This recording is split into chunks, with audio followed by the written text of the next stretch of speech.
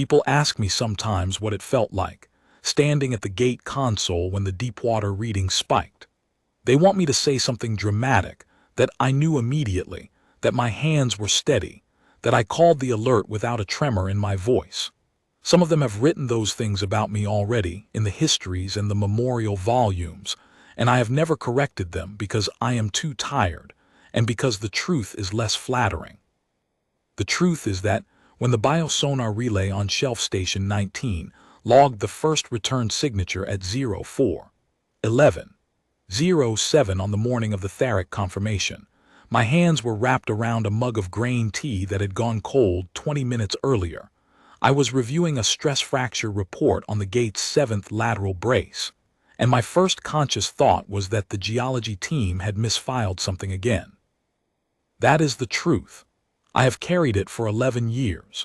It sits alongside the other truths I carry. The names of the engineers who did not live to see the gate completed, the exact sound the hive made when the resonance arrays went to full saturation, and the face of my colleague Vreth in the last hour before the northern node went dark. I carry all of it together, the ordinary and the unbearable, the way you carry anything you cannot put down. Let me tell you about the Theric Gate first, because you cannot understand what happened that morning without understanding what the gate was. Not what it looked like. The images are everywhere. Every child on this continent has grown up with them, but what it was in the sense of what it cost and why it existed. The gate runs 3,040 kilometers along the edge of the Theric continental shelf, from the ice shoulder of the Pelion Cape in the north to the shallowing sandstone flats of the Avrian margin in the south. It is not, as most people imagine it, a wall. A wall implies that the threat comes from one direction and stops at a surface. The Vreth do not move that way. They never did. The gate is more accurately described as a pressure system, a series of interlocking emitter arrays, resonance columns, bioelectric disruption fields, and physical barriers arranged in depth. The way you would design a trap for something that thinks collectively and moves through ocean floor sediment the way a hand moves through loose sand. We built it to kill them specifically, not aliens in general, not a hypothetical threat category. We built it for the Vreth, and we built it from a blueprint that was 25,000 years in the making. That is the part that most histories get wrong. They describe the gate as a marvel of engineering. And it is, I will not argue that, but they frame it as a marvel of the last 400 years, the period during which construction was active and measurable and politically visible. That framing is dishonest. The gate's true construction began the morning. A woman named Essa Torvin pulled a preserved tissue sample from a sediment core 12 meters below a coastal site in what is now the Theric Delta, recognized the cellular architecture as non-terrestrial, and understood what she was looking at. That was 21,000 years before I stood at the gate console. Essa Torvin never heard of the Theric Gate. She died before the concept of it existed, in a world that had no name for what she had found, surrounded by colleagues who were just beginning to understand that the Vreth had been here before. She did her work anyway. She preserved the sample. She wrote the analysis. She handed it forward to people who were not yet born. That is what I mean when I say humanity was ready, not the gate. The gate is the physical expression of something much older. What humanity did, what we spent 25,000 years doing, was remember. We kept the tissue culture alive through 14 successive civilizational transitions. We rebuilt the analysis every time a dark interval erased the institutions that held it. We handed the knowledge forward in stone, in oral tradition, in encrypted digital archives buried in geological strata where only someone who already knew to look could find them.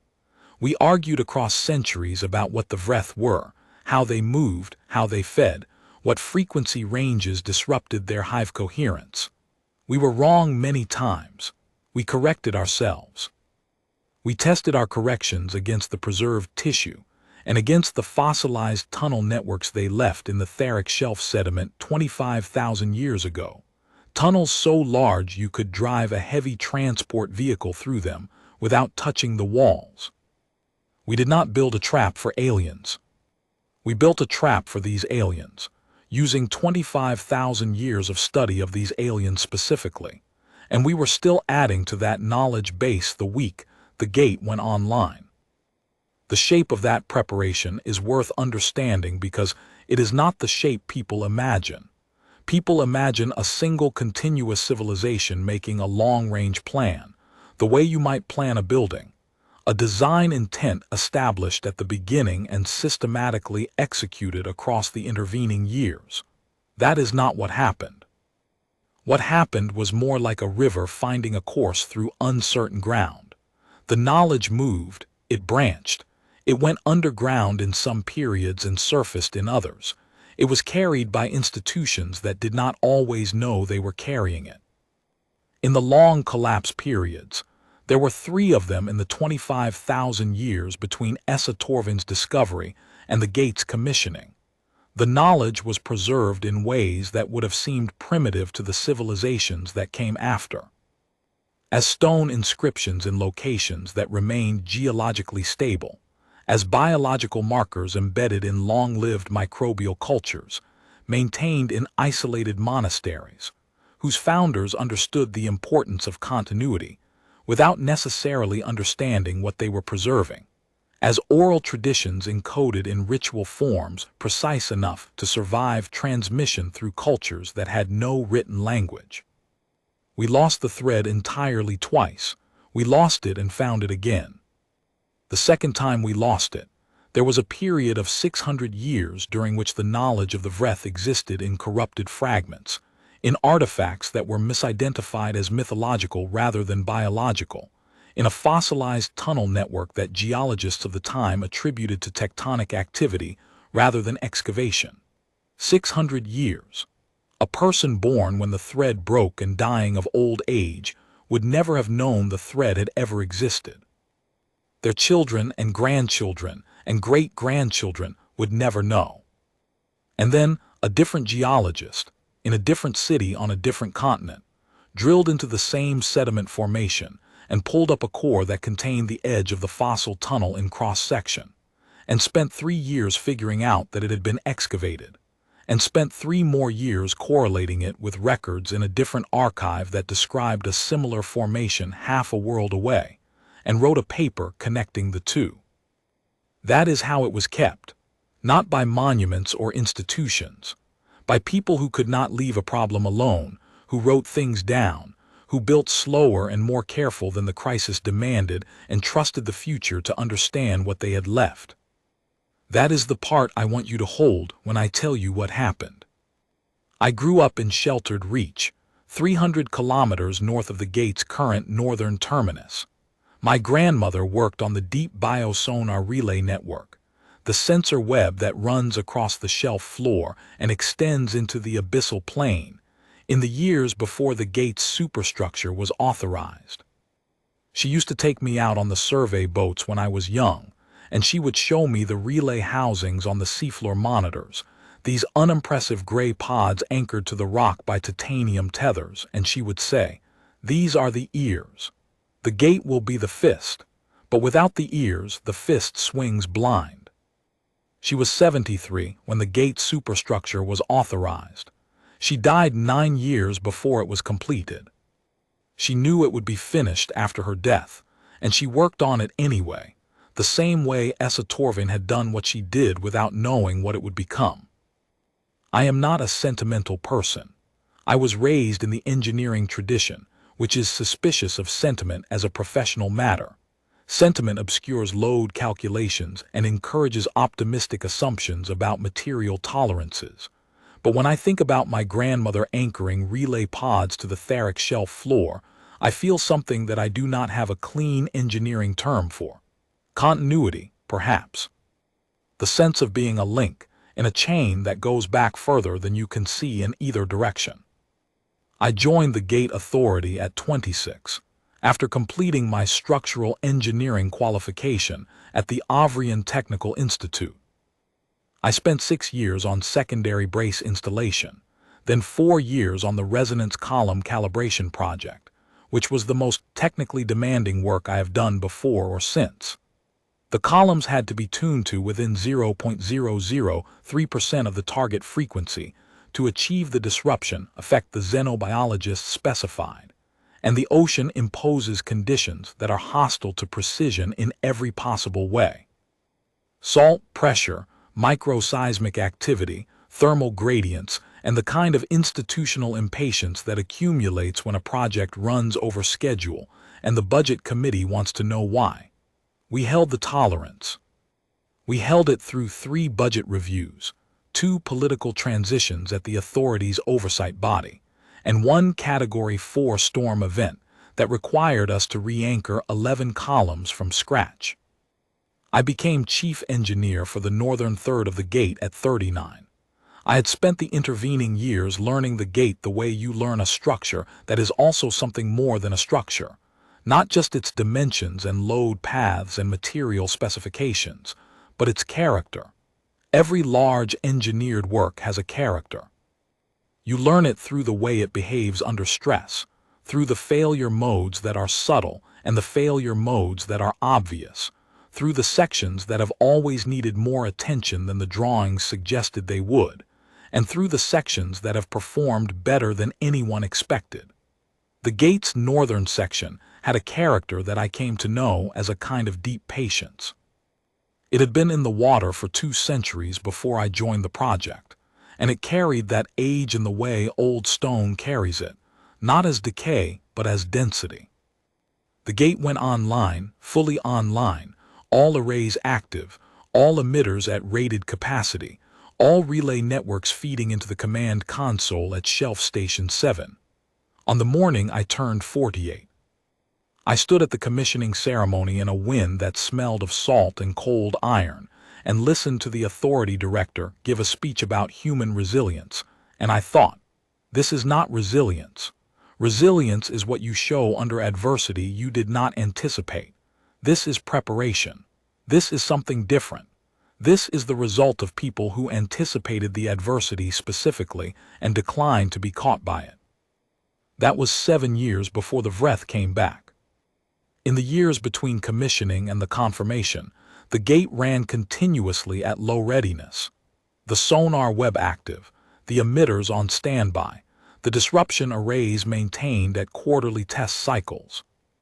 I spent those years on maintenance and on the iterative improvements that are the actual day-to-day reality of managing a structure of that scale. Replacing corroded housing components, upgrading the signal processing architecture on the relay network, running the calibration drills that the Xenobiology Advisory kept requesting, and the budget office kept trying to defer. There were years when the gate felt less like a weapon held in readiness, and more like a very large piece of infrastructure requiring persistent attention and occasional arguments with the procurement office over replacement lead times. I mention this not to diminish the gate, but because I think the reality of readiness is important to understand. Readiness is not a dramatic state. It is a maintenance schedule. It is quarterly calibration drills that nobody outside the authority notices, conducted by people who have been doing the same drills for years, and who do them carefully anyway. Vreth joined the Northern team 3 years after commissioning, as a secondary systems analyst. He was 11 years younger than me, quietly methodical in a way that I recognized from the engineers I had respected most in my career, and he had an unusual secondary qualification in xenobiology that he had pursued out of what he described as personal interest.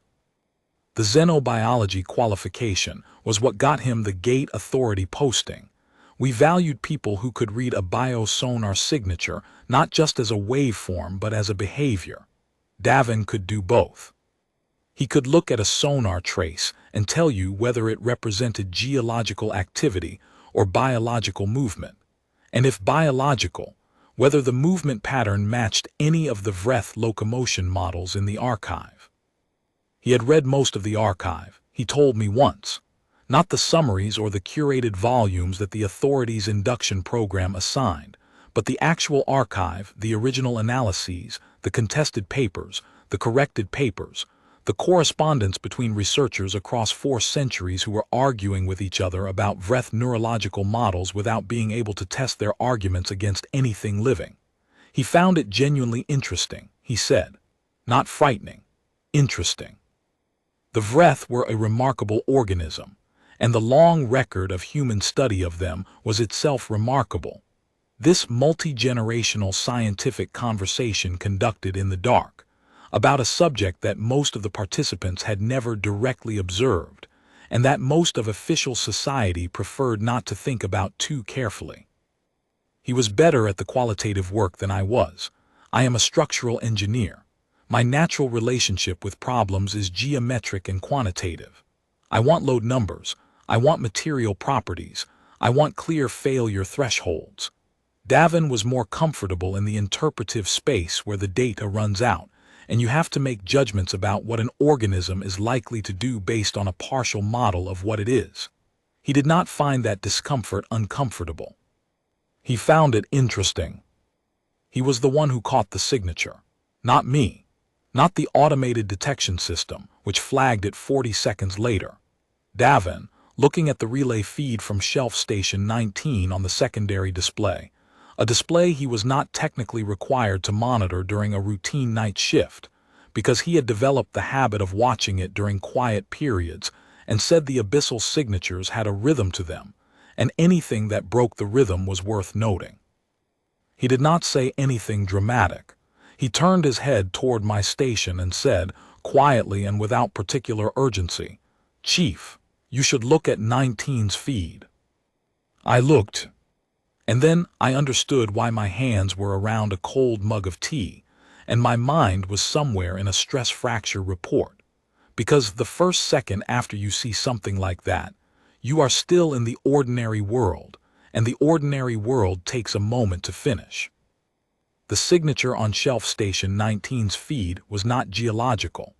It was not any of the deep ocean biological signatures we maintained files on, the large cetaceans, the colonial invertebrates, the thermal vent microbial mats. It was not a calibration artifact or a sensor malfunction, because the adjacent relays were beginning to show sympathetic readings, which meant the source was real and physical and moving. It matched the Vreth locomotion model in the archive. It matched it precisely, down to the pressure wave interval that the xenobiologists had labeled a hive pulse, the collective muscular contraction that a Vreth mass uses to drive itself through soft sediment. The match was 94.7%. I set the cold tea down. I called the confirmation alert. I sent the encoded activation signal to Gate Authority Central Command, to the southern node at Avrian Station, and to the orbital anchor towers whose targeting systems had been slaved to the gate's console for exactly this contingency. Then I turned to Davin and said, "Start the readiness sequence." He was already running it. I want to be careful here, because it is easy in retrospect to make those minutes sound efficient and controlled, and they were not. Efficiency and control are what you see in the records, the timestamps, the activation logs, the communication transcripts.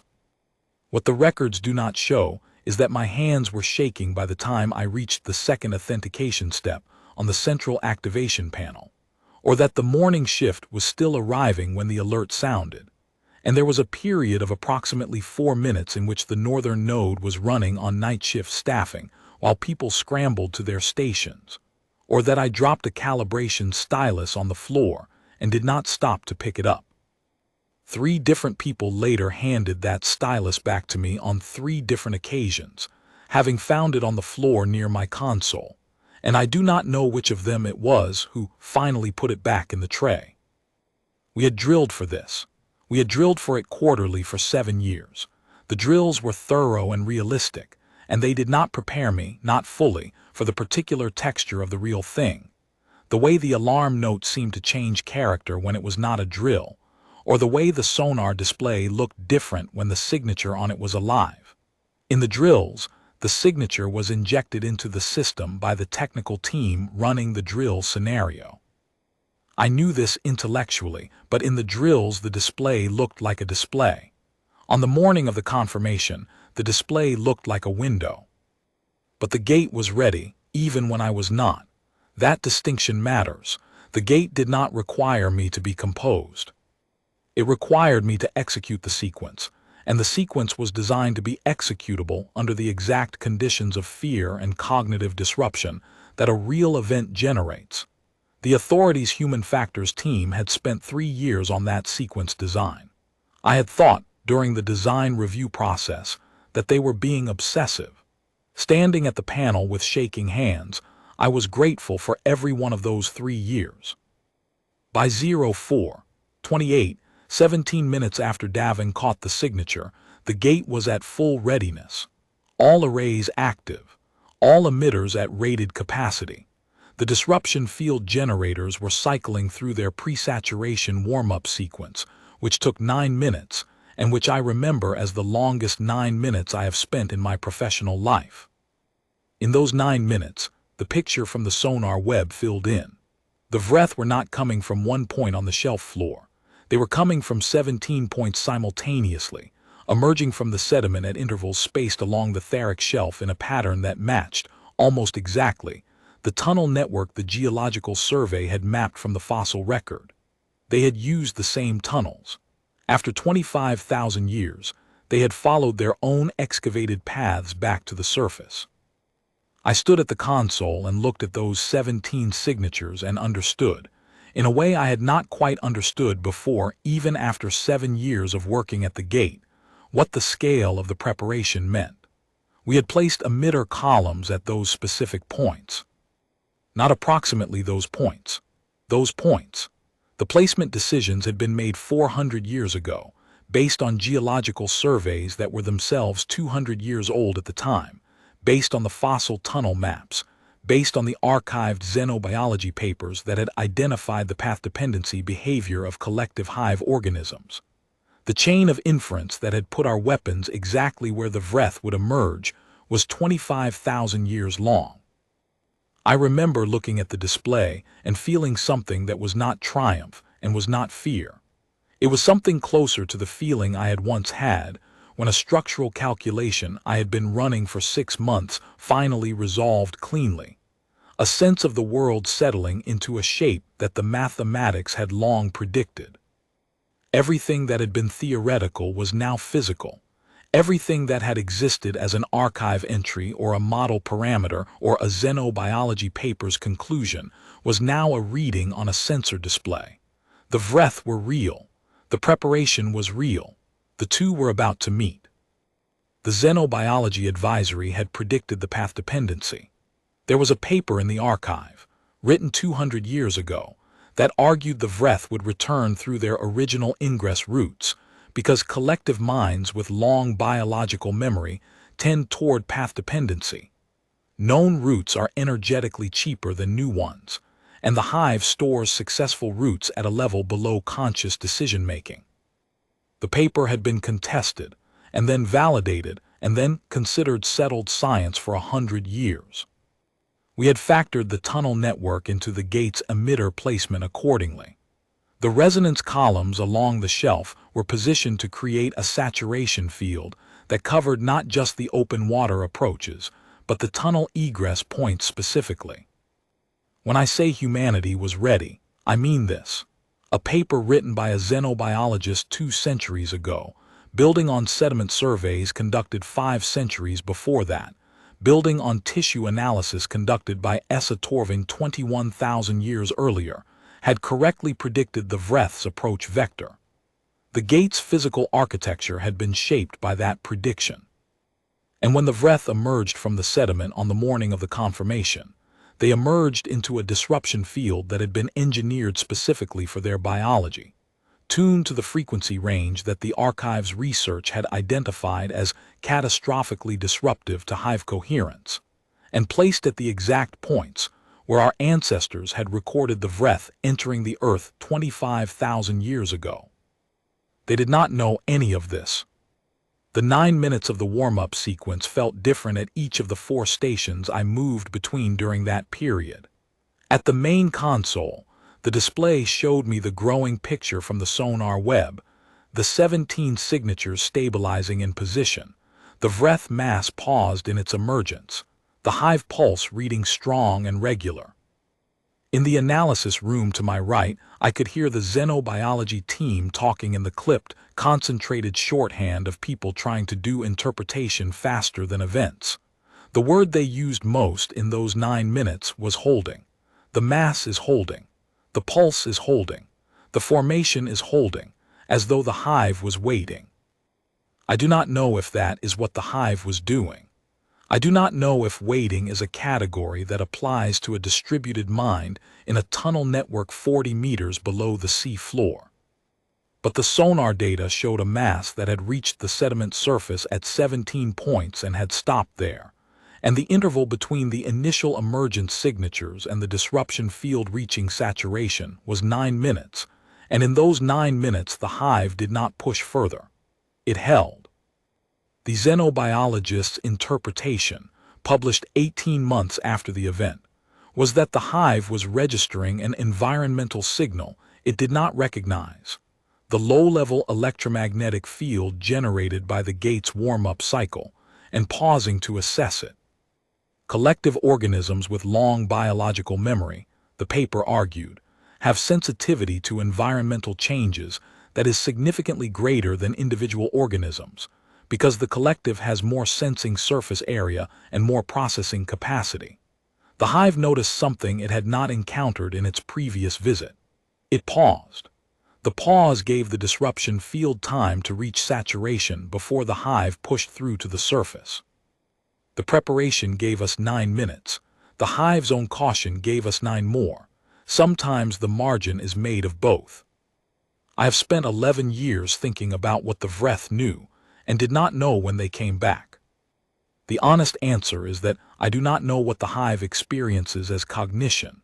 The Xenobiology Archive has extensive material on Vreth neurology, but the question of what it is like to be a distributed mind moving through rock and sediment is not one the science can answer cleanly.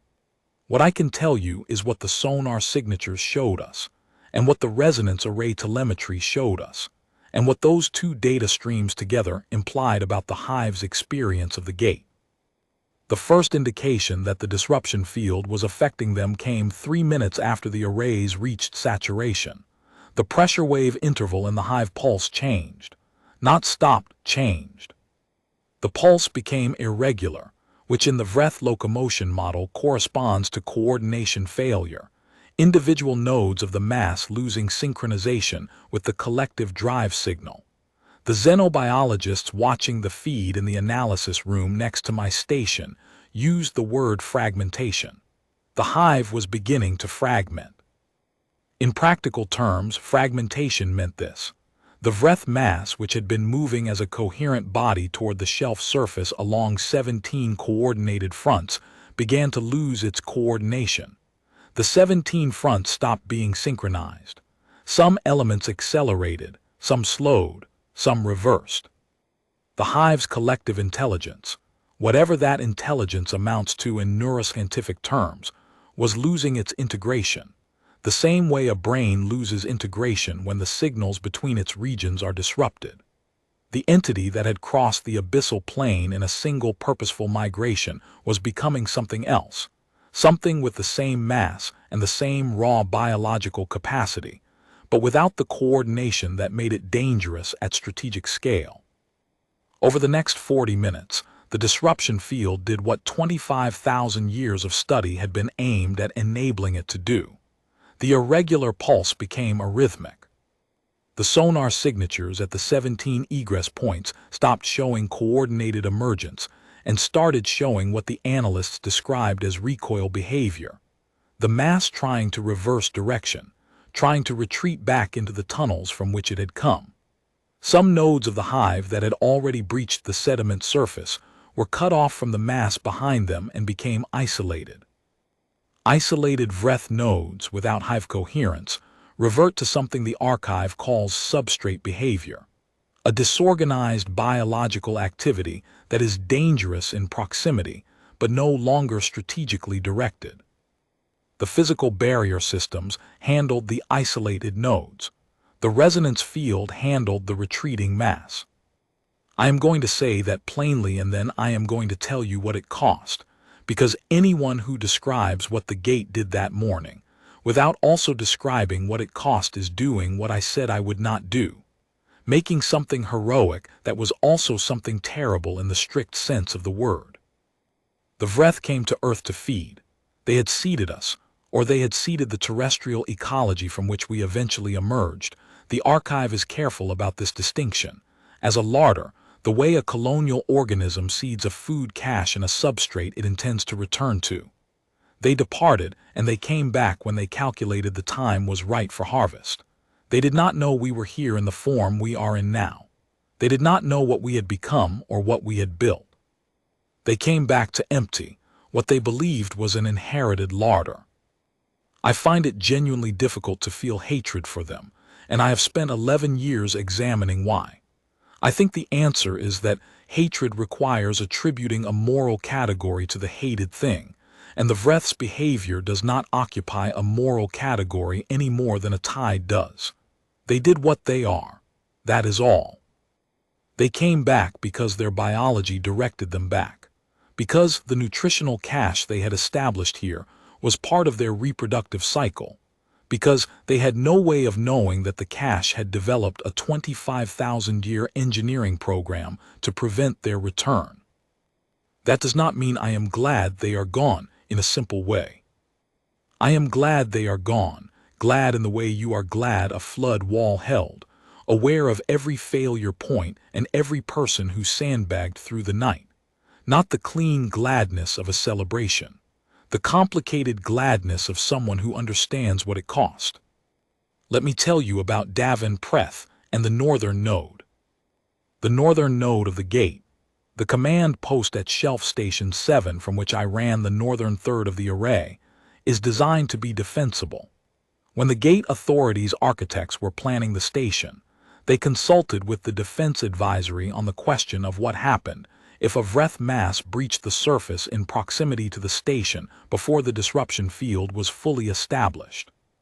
The design answer was a physical caisson structure around the station's critical systems, blast-rated doors, and a secondary emitter system on the station's hull that could project a localized disruption field as a last resort measure. The secondary hull emitters had never been tested in a live event. They had been tested in simulation and in controlled tank trials, and the results had matched the theoretical models, and the Xenobiology Advisory had signed off on their specification. But there is always a distance between simulation and reality, and the hull emitters had been a contentious item in the gate's engineering budget from the beginning, because they addressed a scenario that most of the planning community considered low probability. A Vreth mass reaching the station itself, rather than being disrupted at the shelf perimeter. During the confirmation at 0547, the sonar web showed a large isolated mass, a node that had fragmented from the main body during the early disruption phase, moving along the seafloor in a direction that the analysis team flagged as potentially intercept with the station's seabed anchor foundation. I looked at the trajectory data. The mass was moving erratically, as fragmented nodes do, but its net vector was toward the foundation, and the foundation is the largest physical structure on the shelf floor in that sector. Isolated Vreth nodes in substrate behavior tend toward large physical structures. The archive describes this as gravitational response to mass differentials in the immediate substrate, a reflexive biological orientation that replaces the lost hive directive with something more primitive. I assessed the trajectory and determined that we had approximately 12 minutes before the mass reached the foundation perimeter. If it reached the foundation without disruption, the structural damage it could do in substrate behavior, not strategic, not directed, purely physical and biological, was sufficient to compromise the station's primary anchor bolts. A compromised anchor compromised the northern node's emitter alignment. Emitter misalignment in the middle of a full saturation event could create a gap in the disruption field coverage over the northern tunnel egress points. I could not allow a gap. Not then.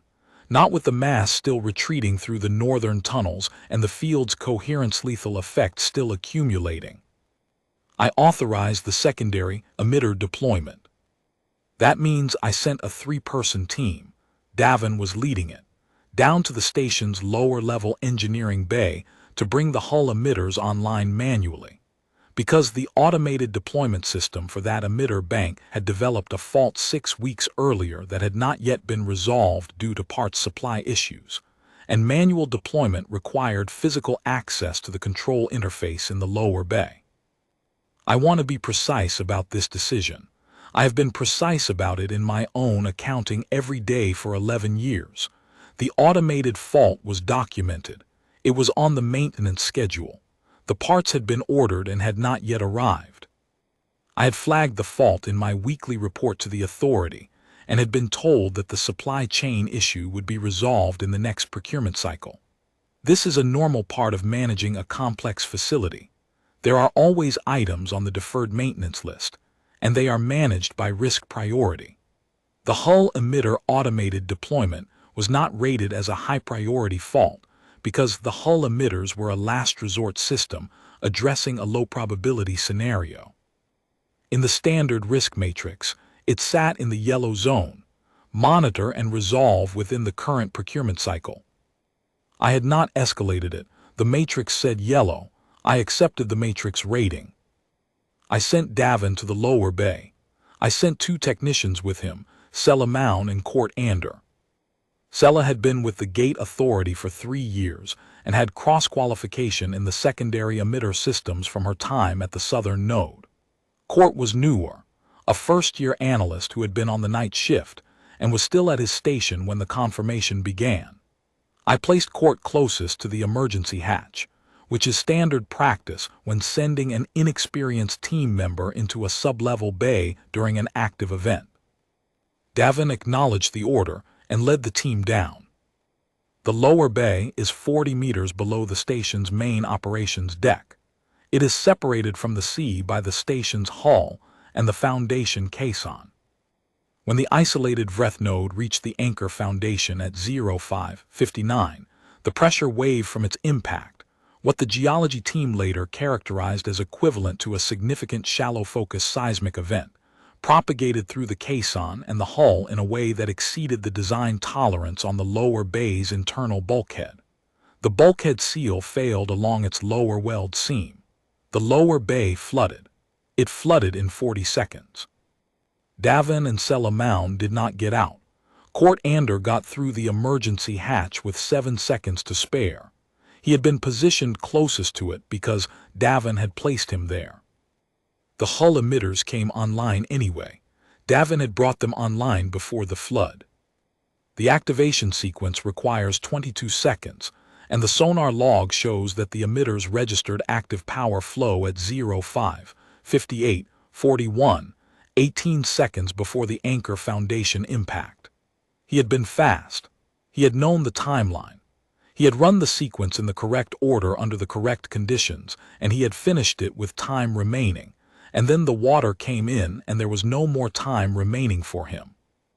The localized field disrupted the isolated node at the foundation. The anchor foundation held. The northern node's emitter alignment was not compromised. The disruption field maintained its coverage over the northern egress points without a gap. I did not know that Davin and Sella Mound were dead until 06:47, when the flooding had been contained, and Court Ander had been brought up to the operations deck and had given me his account. By 06:47, the main disruption event was functionally over. The Vreth mass had retreated into the deep tunnel network, and the saturation field was pursuing them into the sediment via the secondary emitter array that Davin's team had worked to enable.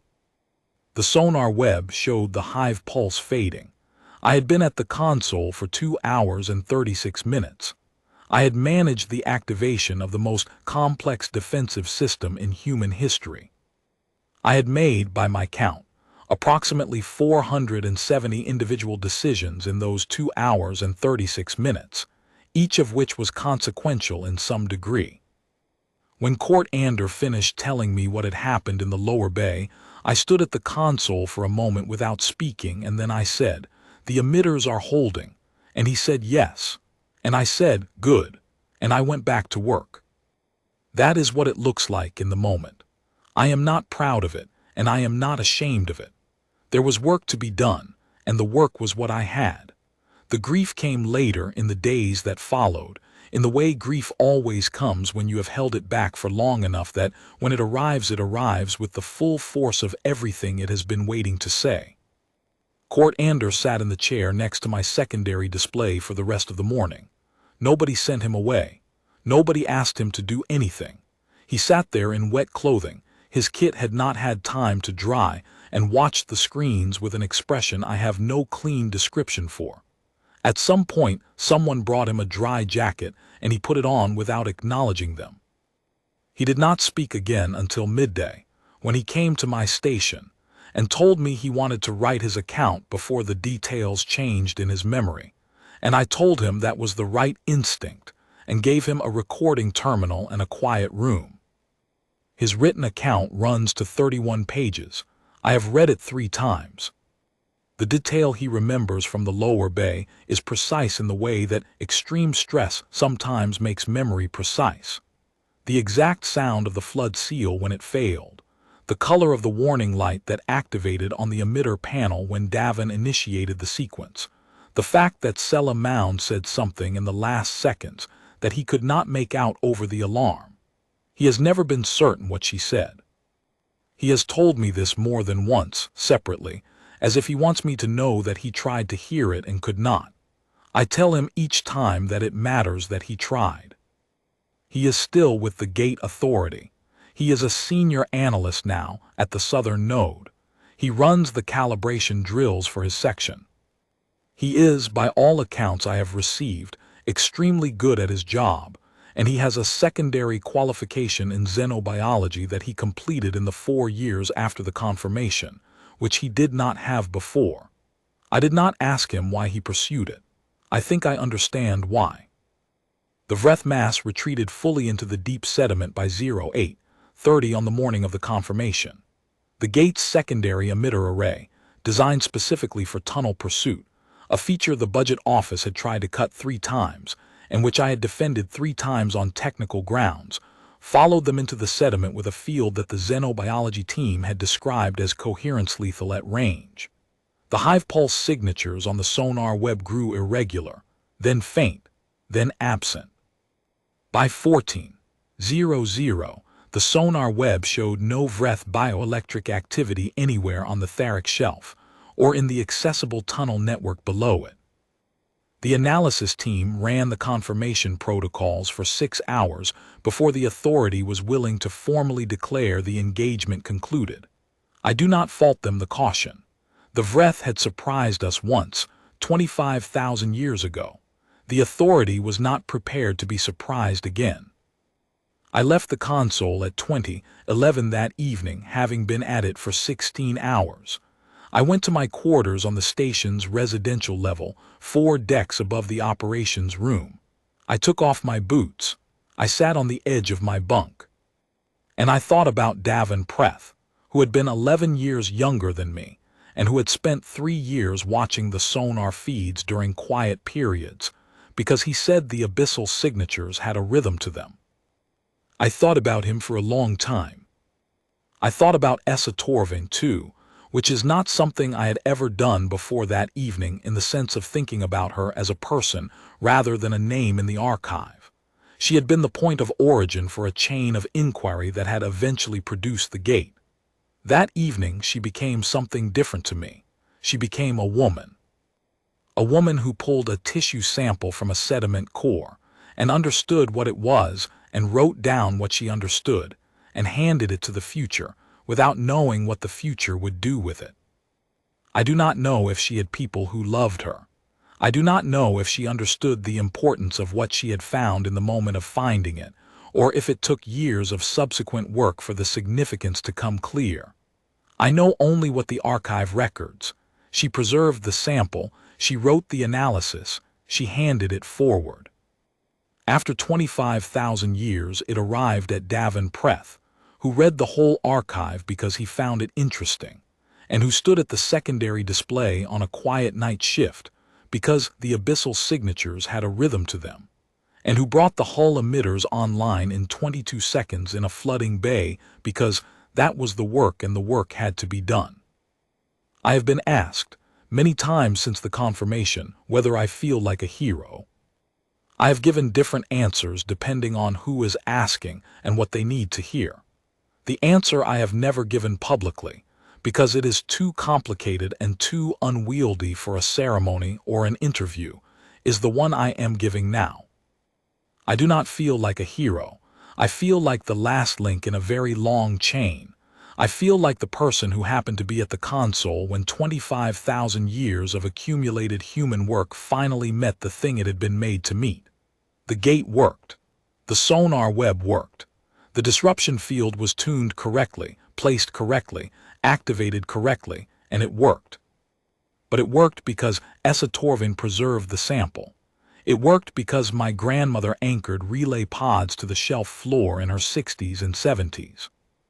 It worked because 200 years ago, a xenobiologist wrote a paper about hive path dependency that turned out to be correct. It worked because a budget committee was talked out of cutting the tunnel pursuit emitter array 3 times by an engineer who had read the technical arguments and believed them.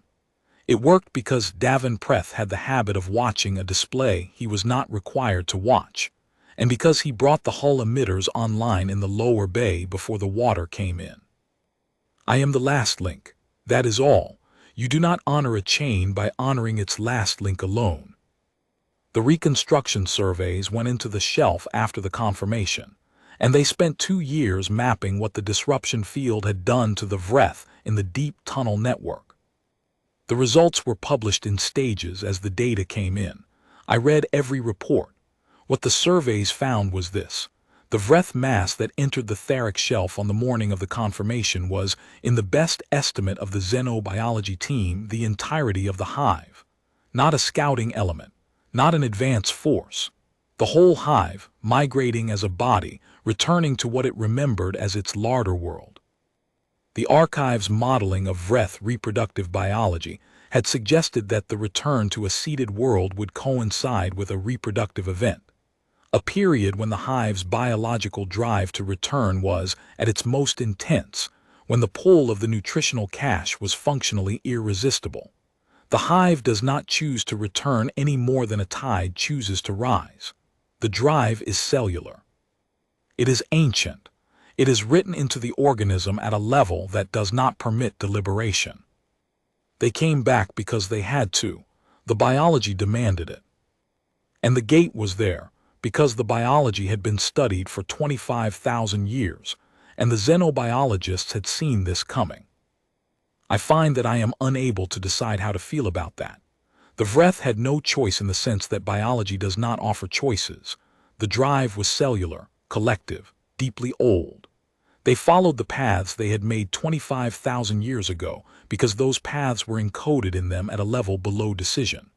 They came to a larder that had, in their absence, developed the means and the will to destroy them, and they did not know this, and they died in the sediment of the shelf in the dark. I am glad they died there. I am glad because they would have killed us, not out of malice, not out of strategy, but out of appetite, the way any feeding organism kills its food. I am glad for every child on this continent and every child who will ever live on this continent. I am glad for the future that exists because the gate was built and the gate worked.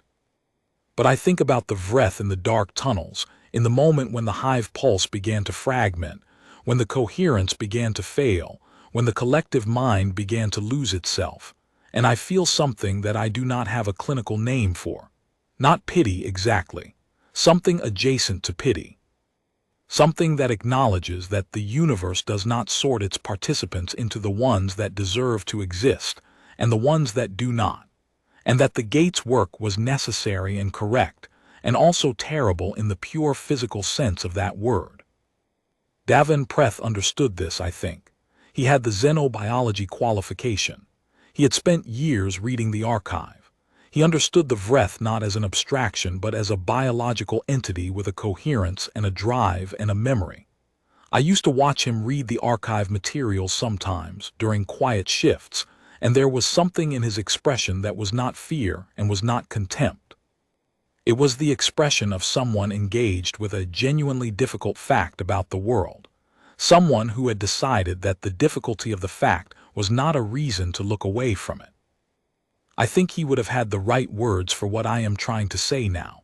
He was better with words than I am. Engineers are not, as a rule, trained for this kind of reckoning.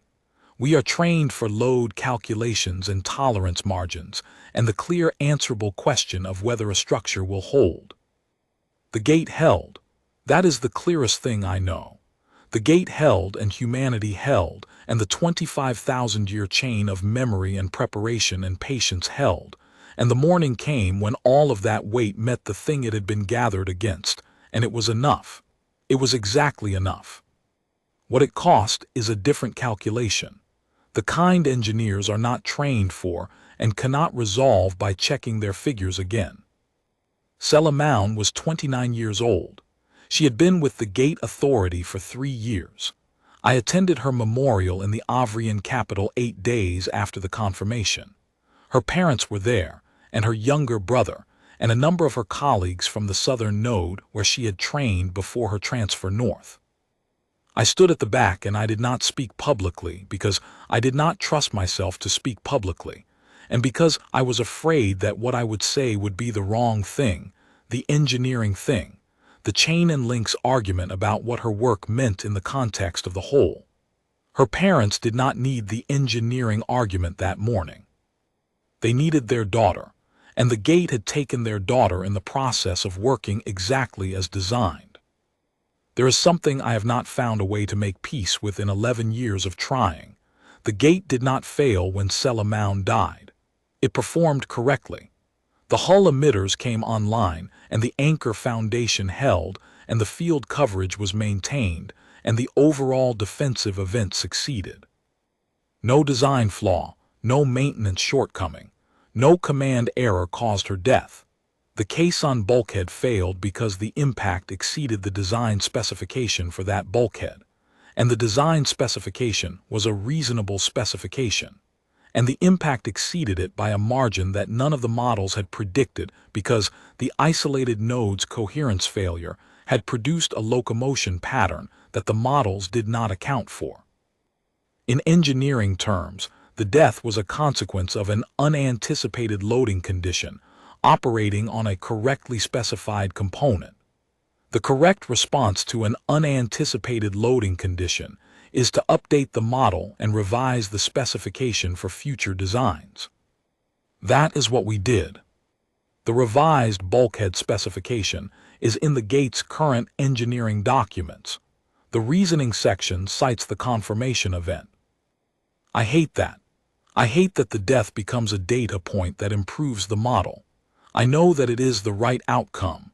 The model is better now, and if anything similar happens at a future date, the bulkhead will hold, but I hate the mechanism by which we got there. And I hate that I can describe it in engineering language with complete accuracy, and feel the description is inadequate in a way I cannot quantify.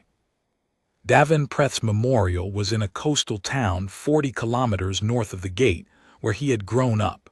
It was a smaller ceremony. He had not been famous before the confirmation, and the public understanding of what had happened in the lower bay was still incomplete at that point.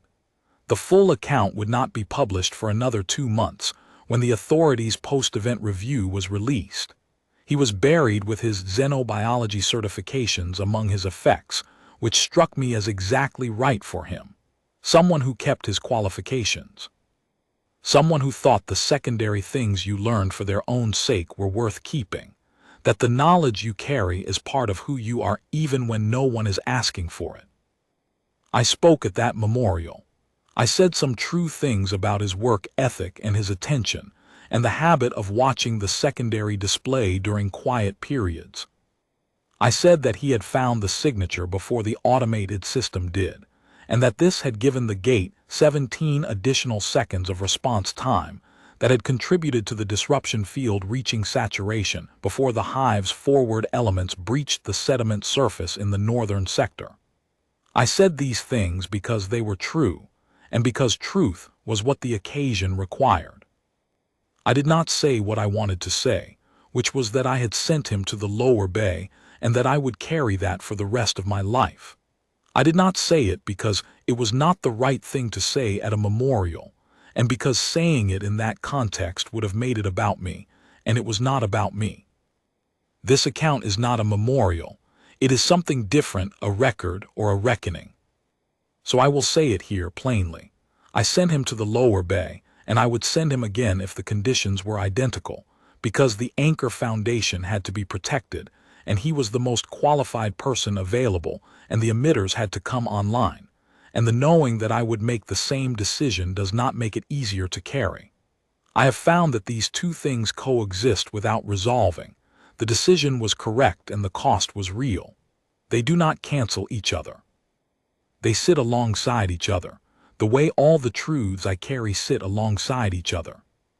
The gate is still operational. It will remain operational indefinitely, in the same way that the sonar web my grandmother helped build remains operational, because the possibility that the Vreth sent a signal we have not detected, or that there are other hive bodies we have not accounted for, remains non-zero, and non-zero possibilities do not get to retire just because the immediate crisis has passed. The maintenance cycles continue. The calibration drills continue. The Xenobiology Advisory continues to read the sonar data from the deep shelf and the abyssal plane.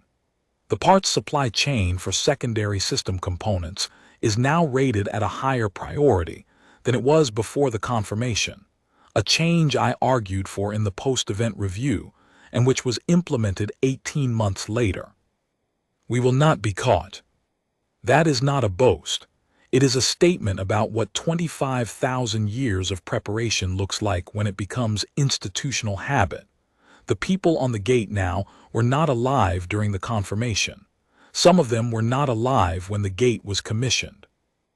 They run the calibration drills and read the sonar feeds and maintain the tolerances on the resonance columns because that is the work, and because the archive told them what happens when the work is not done, and because they are the next link in the chain. I am still chief engineer of the northern node. I will hold the position for another 4 or 5 years, I think, before the physical demands of the role outpace what I can give it. There is a young engineer named Vreth on my team who has the quality I have valued most in every colleague I have trusted. She asks questions about the things she does not understand rather than pretending to understand them. She also has a secondary qualification in xenobiology. She has been here for 3 years. She watches the secondary displays during quiet periods. I have not told her that this reminds me of Davin. I intend to, at some point. I intend to sit down with her and tell her some of the things I have not told the histories and the memorial volumes, because I think those things are useful to know when you are the link in the chain that is currently load-bearing, not the dramatic things. The ordinary things, the cold tea, the dropped stylus, the 4 minutes of understaffing when the morning shift was arriving. The way readiness is a maintenance schedule more than it is a state of heroic alertness. The way the chain holds not because any individual link is exceptional, but because every link was forged by someone who decided that the work was worth doing even without knowing when or whether the chain would be called upon. Essa Torvin did not know she was the first link.